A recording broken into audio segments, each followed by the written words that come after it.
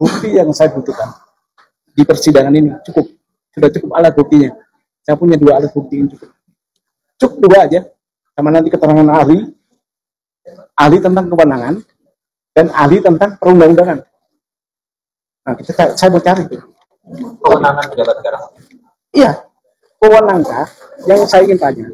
KPU itu kewenangan nggak? Ada kewenangan nggak untuk mensamakan pendidikan seseorang? Oh, itu saya akan tanya. Kalau punya, kalau menurut Undang-Undang Administrasi Pemerintah, kewenangan itu diberikan bersifat atribusi, distribusi, atau delegasi. Nah, di mana nih? Diatur di mana itu? KPU itu mendapatkan kewenangan tidak Mas N? Tidak ada kewenangan untuk memberikan kewenangan siapa? Tidak ada, karena undang-undang nggak minta. Undang-undang nggak minta. Nggak minta penyetaraan, tapi sederajat yang begini. Sekarang gini, nggak usah saya tanya aja. Maksudnya undang-undang sekolah lain yang sederajat menurut Bapak apa? Madrasah Aliyah itu disebut, SMA disebut, Aliyah disebut. Nah, artinya sederajat itu yang tidak disebut oleh pasal itu kan, tapi sederajat apa? STN, SMK, paket C, nah itu sederajat. Kalau ijazah luar negeri namanya penyetaraan. Undang-undang pasal itu tidak ada, tidak menyebutkan penyetaraan. Oke lah, oke, boleh disetarakan. Sekarang siapa punya kewenangan? Dirjen Dikti kalau nggak salah. Tapi kewenangan penyetaraan itu untuk melanjutkan sekolah yang lebih tinggi. Itu diatur, saya udah punya itu. Bukan untuk sebagai pejabat. Tadinya begini loh, saya berharap bukan saya yang buat ini. Ada ahli-ahli yang tahu itu. Saya nggak tahu kenapa nggak muncul. Sebenarnya gampang aja tuh, begitu baca undang-undang tahu itu. Tadinya saya berat saya itu loh. Kok nggak ada? Saya tunggu. Nggak ada juga. Ya udah. Bismillah deh. Berapa lama Bapak menunggu, Pak? Sebulan. Lebih. Sejak saya menggugat kandidat yang pertama itu, saya udah tahu tuh. Begitu ditetapkan, saya lihat. Begini. Yang satu saya gugat tentang status kewarganegaraan. Yang sekarang saya status tentang pendidikan. Nah, kebetulan kedua-duanya itu adalah kalau kita membuat terminologi itu adalah syarat subjektif, syarat yang melekat. Kalau itu tidak ada, maka cacat.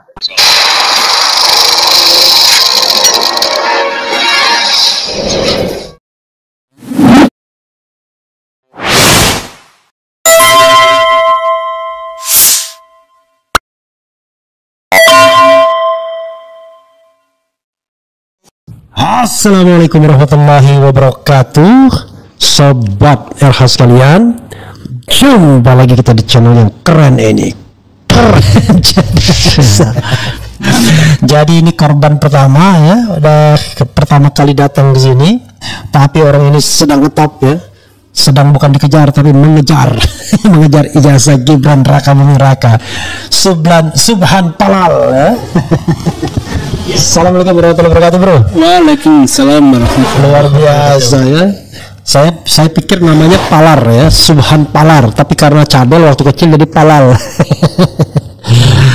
Kalau Palar itu dulu ada namanya Lambertus Nicholas Palar gitu kan. Iya.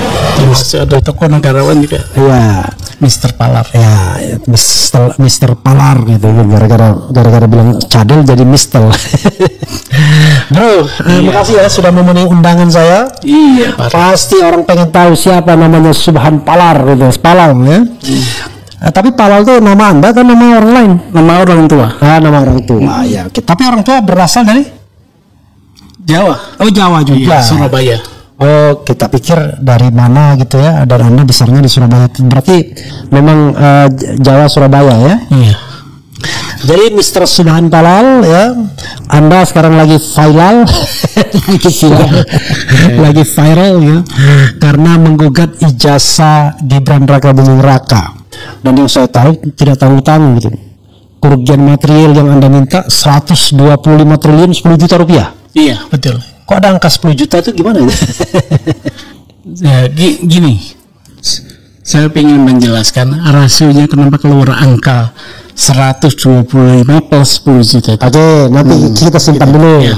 Anda juga minta Gibran dibatalkan sebagai presiden dan sebagai wakil presiden. Dalam petitumnya kan begitu ya. Bukan dibatalkan, dinyatakan tidak sah.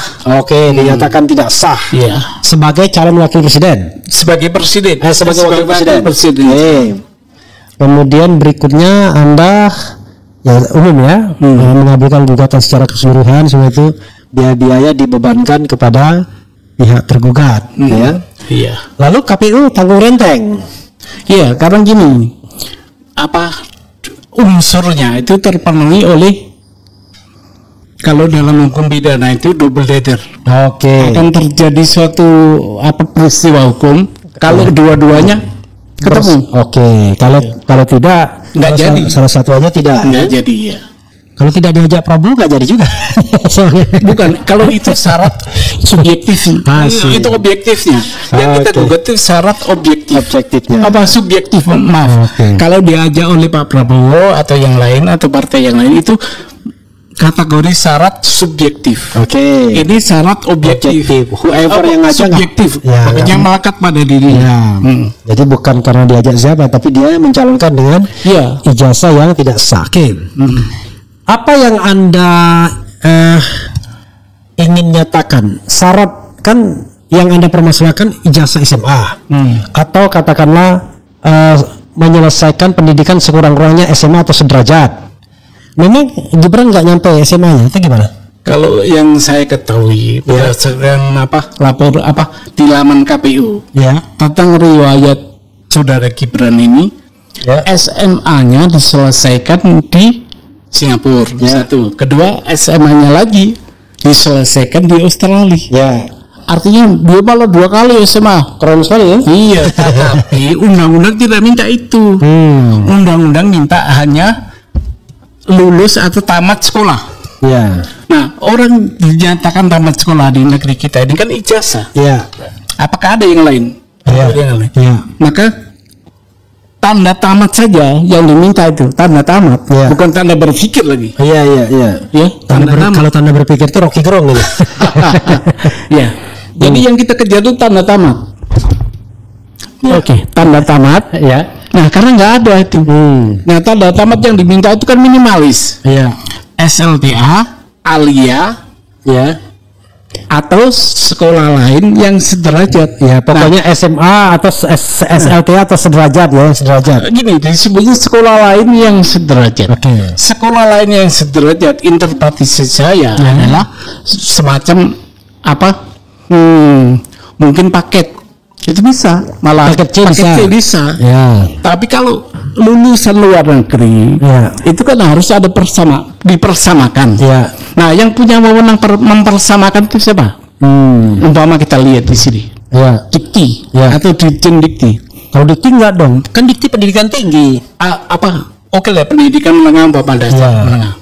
Kita lihat ternyata tuh di Kemen Pendidikan itu dibilang untuk mempersamakan pendidikan itu adalah untuk melanjutkan sekolah yang lebih tinggi, bukan untuk jabatan. Nah, makanya gini, saya ingin mempertegas juga, karena ada narasi liar, menurut saya liar. Kenapa hanya Gibran yang digugat karena nggak punya ijazah dalam negeri? Pak Prabowo itu sekolahnya di luar negeri semua. Jangan salah, Pak Prabowo itu sudah melampaui pasal itu. Kenapa saya bilang melampaui? Karena Pak Prabowo itu menggunakan pendidikan terakhir itu adalah akmil. Artinya persamaan SMA Pak Prabowo itu dilakukan oleh akmil. Maka dia bisa kuliah di situ. Nah, ijazah yang terakhir di akmil itulah yang dipakai ke KPU. Memang SMA Pak Prabowo nggak di Indonesia? Enggak. Di mana? Kalau nggak salah, saya nggak pernah sebut, tapi takut salah. Tapi itu bisa di laman KPU. Ada. Oke, pertanyaannya adalah, kan berbeda antara SMA dan persamaan. Misalnya di SMA di luar negeri ada yang namanya, bisa saja orang kemudian elementary school SD-nya karena ikut bapaknya. Atau misalnya dia karena bapaknya ngambil 5 tahun, dia menyelesaikan SMP-nya di Amerika Serikat misalnya. Bisa, nggak masalah. Kemudian SMA-nya di luar negeri. Tapi betul-betul sekolah SD, SMP, SMA, bukan persamaan. kursus atau Ya, atau persamaan. karena kan dia di macam-macam lah, ada di Bradford lah, ada di UTS lah gitu ya. Nah, yang Anda ketahui bahwa Gibran ini nggak punya ijazah dalam SMA, dalam negeri. Dalam negeri yang punya. Nggak Di punya. laporannya di KPU nggak ada. Nggak ada. Yang dia laporkan apa? Itu tadi. Tiba-tiba SMA sekian tahun di Singapura. Iya. SMA lagi sekian tahun di Australia. Nggak ngaku S1 dia, nggak. Enggak. Karena awalnya kan jangankan S1, dikesankan ya, dia S2 dikesankan ya. Iya. Atau dikesankan dia S1 dari universitas di Australia. Mohon izin saya buka boleh? Boleh, Atau boleh, yang boleh. data dari KPU ya. Boleh. Kan kalau lawyer nggak boleh salah itu. Iya. Iya. Nah, ini Pak Refli. Ya. Coba dilihat. Oke. Ya. Oke, ini ya. Riwayat pendidikan. Ya. Motif riwayat pendidikan Gibran ya. Jenjang pendidikan, nama institusi SD Negeri Mangkubumen Kidul 16 tahun 1993 1999, 6 tahun. Kemudian SMP Negeri 1 Surakarta 1999 2002. Oke. Nah, kemudian SMA ya kan? Orchard Park Secondary School Singapore ya kan? 2002 2004. 2 tahun aja dia. SMA lagi itu. Kemudian SMA UTS Insert Sydney 2004 2007. 3 tahun SMA lagi. Yeah. Kemudian S1 balik lagi di Singapura, MBAS Singapura ya. Yang nggak ngerti ini ya, 2007 2010. Nah, ini yang kemudian riwayat pendidikan inilah yang meragukan ya. Itu. Jadi dia mengakui pendidikan dia sebagai S1 gitu. Kalau S1-nya dalam negeri itu kejadiannya sama dengan Pak Prabowo, tapi ini enggak. S1-nya malah di Singapura lagi, balik lagi dia. Ya, ini kan bukan soal begini, soalnya adalah soal kejujuran ya, mengisi daftar riwayat hidup. Riwayat pendidikannya begitu. Iya, itu nampak begitu. Oke, ini ya.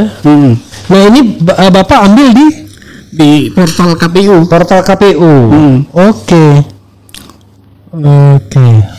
Pendidikan terakhir nggak jelas di sini. Dia jadi ngakunya S1 dari MBAS Singapura ya.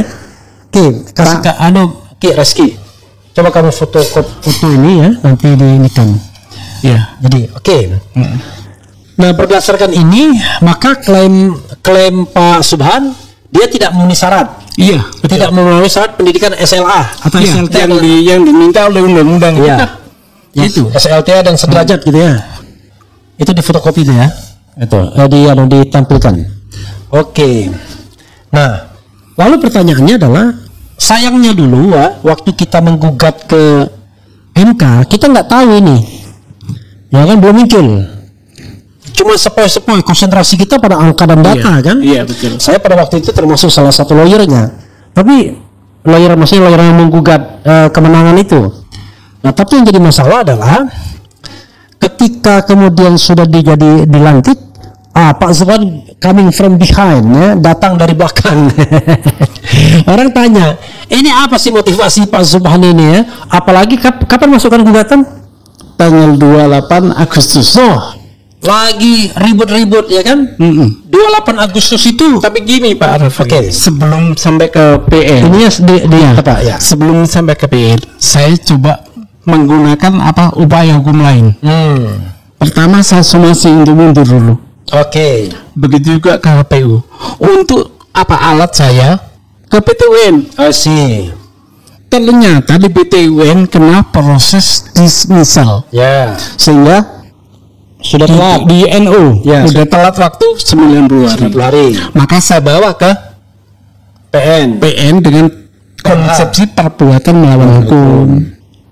Jadi ini perdata, nggak ada hubungannya dengan pemilu. Akhirnya Itulah juga yang saya aneh dengan pengadilan negeri Sleman. Bicara katanya ini mestinya digugat ke Petun. iya. soal ijazah Jokowi. Gimana menggugat ke petun bilang Waktunya udah habis. Ini ada hubungannya nanti. Ya. Kenapa Tun bilang begitu? Itu normatif Ya. karena undang-undangnya begitu. Tetapi akan bermanfaat bahwa PN tidak bisa menolak lagi dengan pasal bahwa pengadilan tidak dapat menolak perkara yang walaupun hukum acaranya nggak ada. Ya. Ini kan udah tertutup di Tun tertutup, maka saya bawa ke pengadilan umum. Itu. Oke. Ya walaupun saya bisa menduga hasilnya, tapi kan namanya kita berikhtiar ya kan? Iya betul. Karena kalau PN itu sudah pengalaman tuh, sudah 2 kali diajukan soal ijazah Jokowi kan? Yang pertama dicabut, yang kedua NU kan? Nah, tapi bukan itu yang saya singgung ya. Kenapa Pak Subhan kemudian punya keinginan untuk menggugat ini? Padahal ini kan wilayah ngeri-ngeri sedap nih Pak. Gini Pak, saya itu berangkat cinta kepada konsep negara hukum saya. Konsepsi negara hukum itu diperjuangkan supaya kita tertib hukum. Ya kan itu. Nah, tiba-tiba ada orang yang mau menjadi orang nomor 2. Menurut saya ini diselundupkan. Kenapa? Itu tadi cacat bawaan. Nah, kalau kita membeli sesuatu atau transaksi terhadap objek yang cacat bawaan, konsekuensinya apa? Minta tukar atau kembali. Jadi bukan konsep undang-undang pemilu ini, ya. Undang-undang murni hukum perdata di pasal 1365 perbuatan melawan hukum. Itu. Oke, jadi perbuatan melawan hukum ini perdata, ya. Perdata. Dan tadi 125 triliun 10 juta. Coba rasionalitasnya apa itu? Rasionalnya begini, dalam gugatan dengan konsepsi perbuatan melawan hukum itu boleh meminta kerugian material. Ya. Nah, kerugian material itu rasionalnya 10 juta. Ya. Rasionalnya apa? Ya, macam-macam lah 10 juta kita bisa uraikan di apa? Ya, oke. Yang 125 Imaterial yang tidak bisa dinilai. Dan tidak bisa dihingga. Oke, enggak ada batasnya itu. Tapi itu ya saya batasi, saya rasionalkan. Ya. Karena ini yang menjadi sakit, yang dinodai adalah negara. Sistem hukum negara hukum. Ya. Maka yang seharusnya merasa rugi itu adalah seluruh warga Indonesia. Nah, kalau merasa rugi, maka dikembalikan kerugian itu dengan membayar per satu orang 5.000 dengan 125 miliar triliun itu. 5.000 rupiah. 5.000 kali 285 juta penduduk warga negara Indonesia. Itu relasinya di sana, rasionya di sana. Rasionya di sana ya. Jadi bukan tiba-tiba angka 5.000 per kepala. Iya. Gitu. Karena yang disakiti, yang menjadi korban perbuatan melawan hukum adalah negara. Oke, seluruh rakyat Indonesia ya. Iya. Oke. Bukan tiba-tiba untuk angka segitu mak petunjuk datang enggak. Iya. Tapi Pak Subhan ya, Bro Subhan sudah sadar bahwa gugatan seperti ini tentu tidak gampang untuk dikabulkan gitu ya. Begini Pak Rifli. Ya. Itu memang target tujuan dikabulkan. Ya. Tetapi saya udah berkali-kali menggugat begini yang macam begini nanti. Akhirnya apa? Pengadilan mengelak. Ya. Tidak berwenang mengadili. Itu ya di NU akhirnya. Tapi begini, saya ingin ada orang yang sudah berbuat melihat negaranya diperlakukan semacam ini gitu. Oke. Jadi negara hukum tidak diam aja. Iya. Ini sebenarnya ini. Saya itu menunggu Pak Refli. Kapan ada warga negara lain selain saya menggugat masalah ini? Juga. Iya, tapi nggak ada. Supaya jadi class action gitu ya? Iya, tapi nggak ada. Bahkan saya nawari teman-teman saya untuk dampingin saya ketakutan. Oke. Nah sekarang pertanyaannya, kenapa Pak Subhan berani? Ya ini saya anggap sebagai bela negara. Oke. Itu bela negara. Iya. Dulu orang tua kita ngangkat senjata.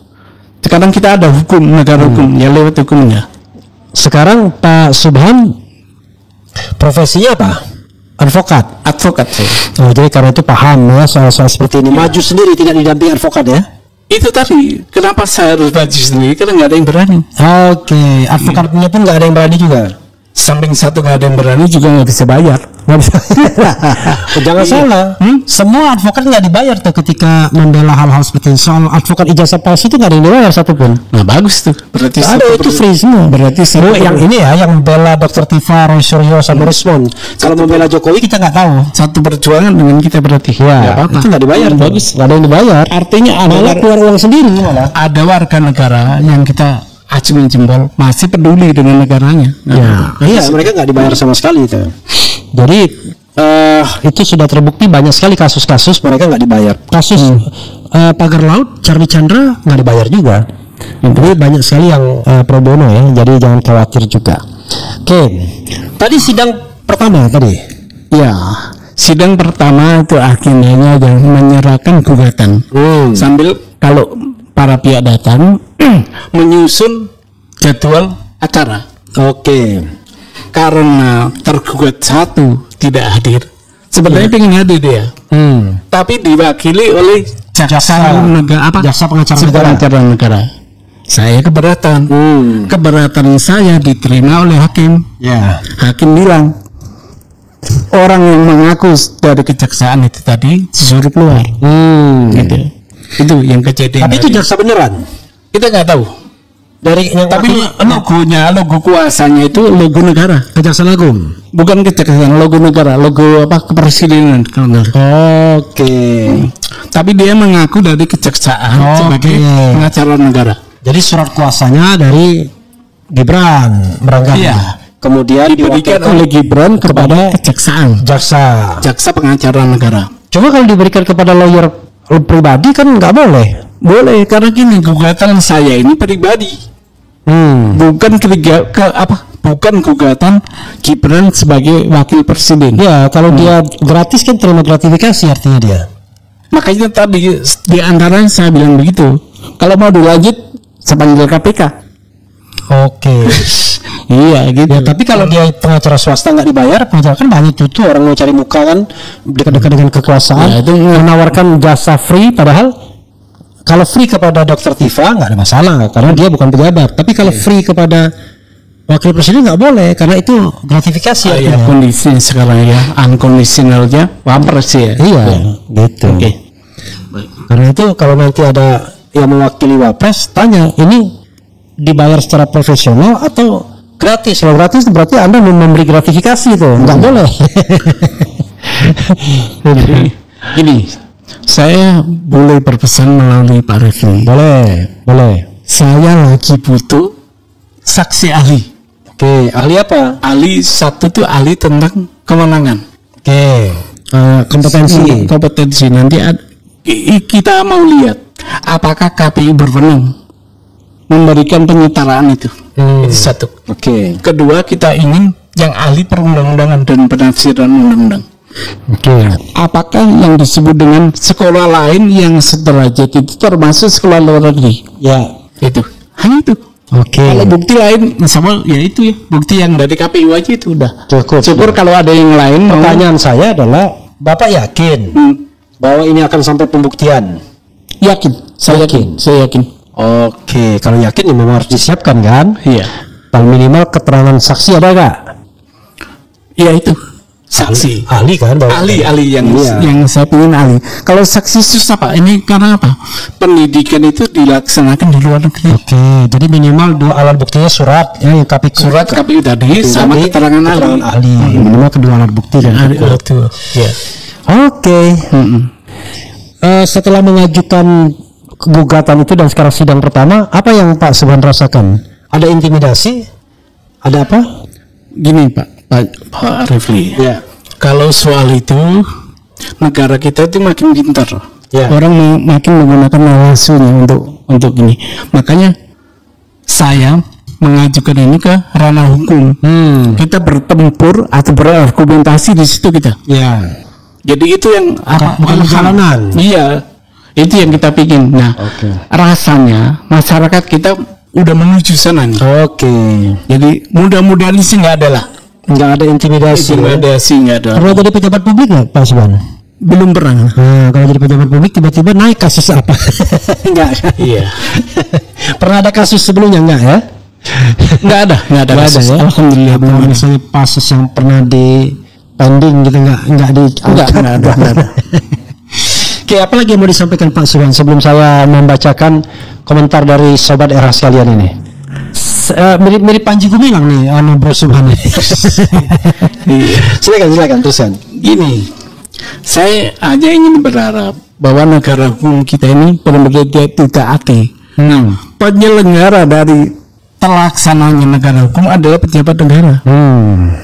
Nah, kalau pejabat negara nggak tertib, semua bisa. Ya. Tergantung kondisional keadaan yang ada. Repot kita bernegara. Oke. Itu aja. Jadi harus benar-benar taat pada tata kelola pemerintahan yang baik ya. Iya. Good governance, clean government. Iya. Luar biasa. Sidang berikutnya rencananya kapan? Sidang berikutnya hari Senin depan. Oke, agendanya? Agenda masih sama, yaitu memeriksa kelengkapan para pihak. Oke, kalau Bapak udah diverifikasi tadi? Udah selesai. Lalu KPU sudah diverifikasi juga? KPU sudah, tapi menunggu surat kuasanya juga. KPU siapa yang mewakili tadi? Tadi kayaknya karyawan. Oke, biro hukumnya mungkin ya. Makanya surat tugas. Saya juga nggak mau ada surat tugas. Harus kuasa. Harus surat kuasa ya. Karena ini perdata gitu ya. Kemudian apa upaya lain yang ingin dilakukan selain mengajukan kasus ini karena pengadilan? Belum terpikir. Karena belum ada bukti lain atau kasus kejanggalan yang lain itu yang timbul dari persoalan ini, kecuali di perdata. Oke, coba kita bacakan ya komentar sobat yang sekalian. Tentu dia ingin tahu baik komentar yang positif maupun negatif ya. Kemudian kita diganggu oleh judi online ini. Komentarnya judul semua. Jadi ada dua kemungkinan. Kalau kita di TikTok banyak sekali buzzernya. Kalau di sini gangguannya di judul judi online. Tapi nggak apa-apa ya. Semoga Bapak selalu dalam lindungan Allah Subhanahu Wa Taala ya. Ya, Subhanahu Wa Taala. Subhan ya. Oke. Kemudian masyarakat mulai menyadari adili Jokowi parcok buzzer bayaran DPR geng Solo. Apa ini maksudnya? Kemudian polisi tangkap yang merugikan judol tapi nggak berdaya berantas buzzer judol dan bandar. Ya ada hubungannya juga nih. Bang, ajak Pak Zufan ke DPR mumpung DPR lagi semangat kerja. Ada nggak rencana bersilaturahmi dengan DPR atau paling tidak dengan forum purnawirawan TNI yang sudah mengajukan impeachment terhadap Gibran? Kan ujungnya itu kan nanti kan kalau seandainya begini dikabulkan. Ya. Untuk sementara ini saya berjuang di ranah hukum murni. Kalau nanti ada konsekuensi untuk bisa dipakai di politik monggo ya. Gitu ya. Jadi intinya putusan ini diharapkan bisa menjadi sandaran para politisi di Senayan untuk memproses upaya impeachment yang diajukan oleh forum peran TNI. Karena gini, dalam permintaan saya itu dinyatakan perbuatan melawan hukum dengan segala akibatnya. Nah, itu kan luas. Akibatnya apa aja ya? Apa aja. Termasuk bisa dijadikan alat bukti di proses impeachment. Itu jabatan yang tidak sah itu. Ya, bisa dipersoalkan. Ya. Tapi tentu tidak bisa diputuskan pengadilan negeri sendiri kan soal pembatalan jabatan. Kalau andai kata berandai, ya, dan itu saya yakin terkabul, ya, maka indah sekali itu. Kalau udah dinyatakan bersalah. Tetapi gitu ya. cuman pernyataan bahwa ijazahnya tidak memenuhi syarat, tapi tidak kuasa memberhentikan. Ini kan harus proses. Bukan. Ya. Pengadilan boleh menyatakan bahwa dia sebagai jabatan nggak sah. Ya. Kenapa? Catat bawaan tadi. Ya, begitu tidak sah, tapi dia kan nggak bisa diberhentikan. Nggak bisa. Berhentikannya nanti. Nah, politik lah. Politik, proses politik dan hukum. Biar clear, biar pengadilan juga nggak ragu-ragu kan. Nah, gitu. Jadi bukan DPR juga nggak ragu. Tidak ada perbuatan melawan hukum di situ. Ya, Pak Subhan. Silakan, mungkin ada yang mau disampaikan lagi atau kita berhenti dulu ya? Ada azan. Kita stop dulu.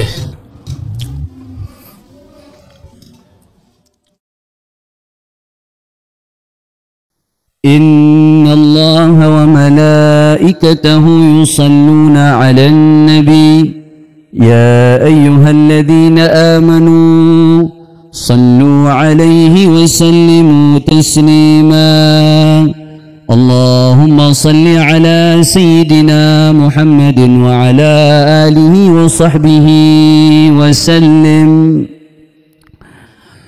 الله أكبر الله أكبر الله أكبر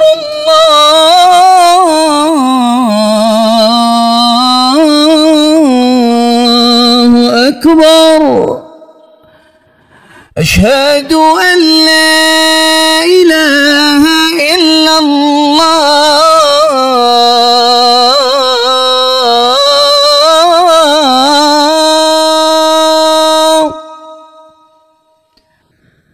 أشهد أن لا إله إلا الله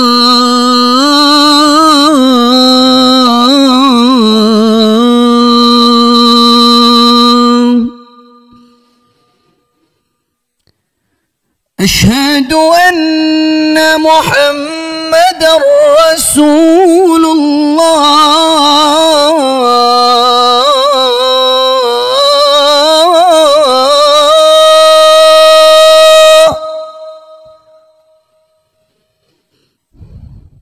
أشهد أن محمدا رسول الله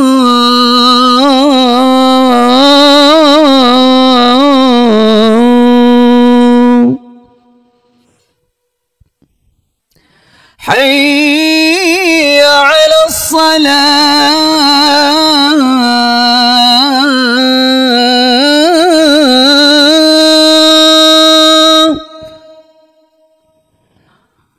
حي على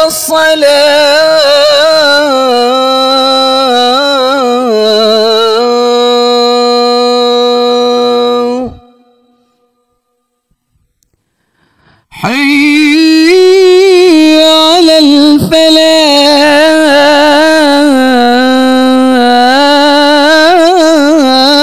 الفلاح حي على الفلاح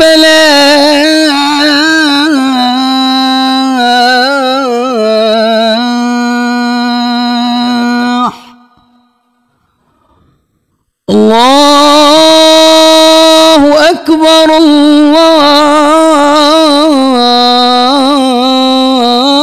الله أكبر لا إله إلا الله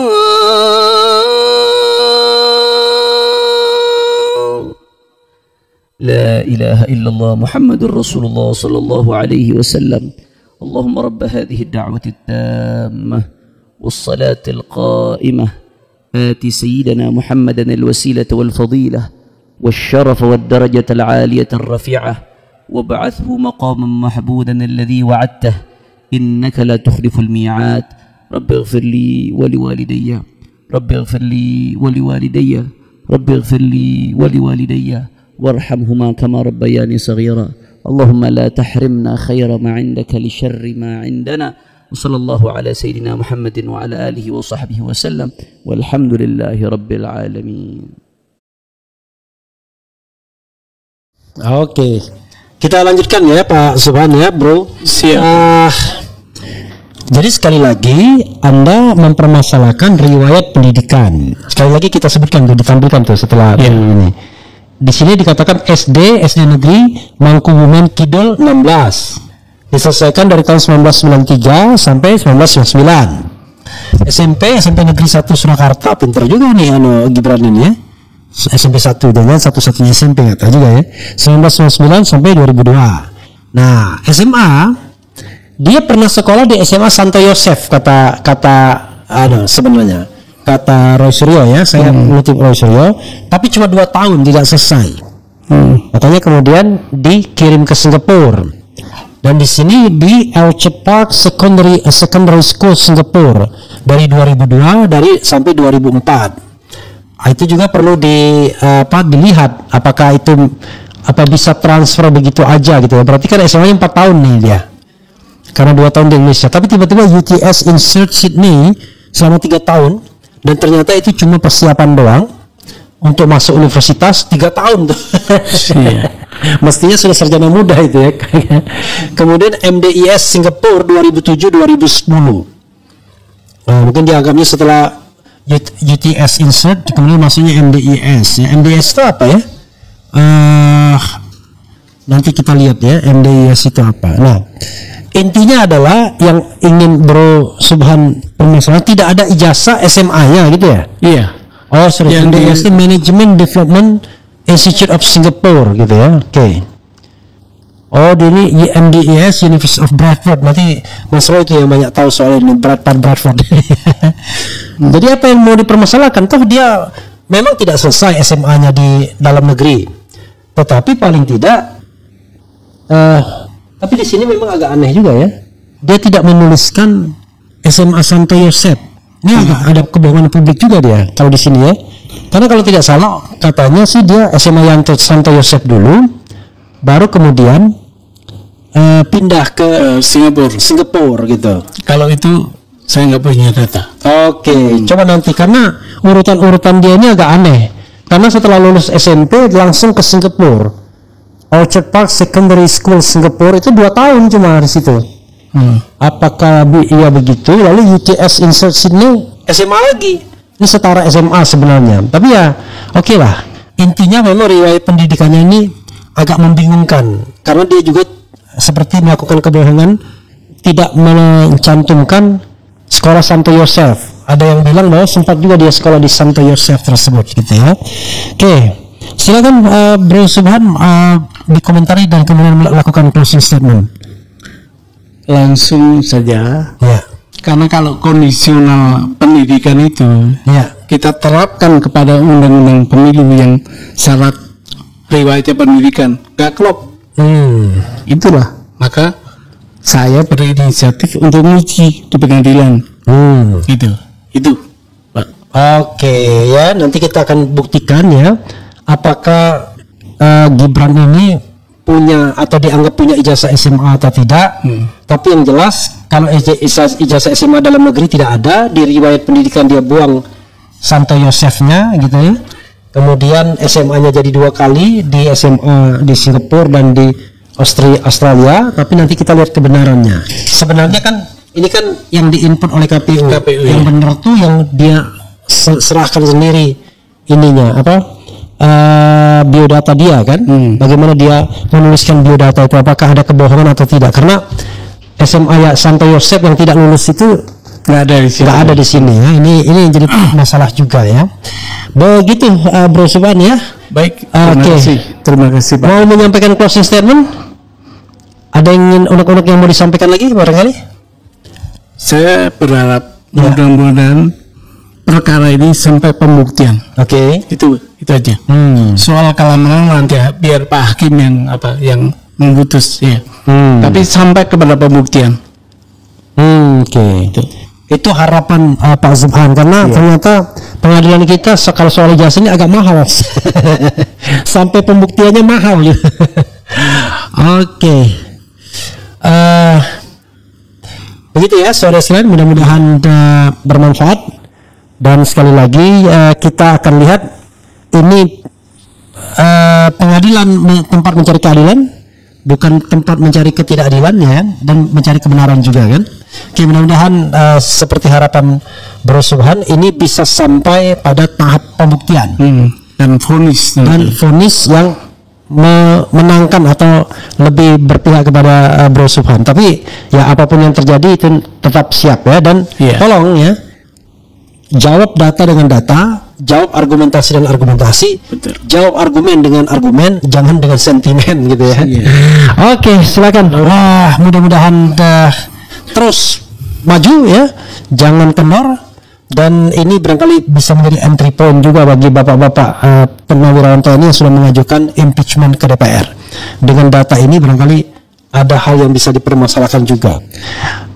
Wassalamualaikum warahmatullahi wabarakatuh. Waalaikumsalam warahmatullahi wabarakatuh. Oh ya.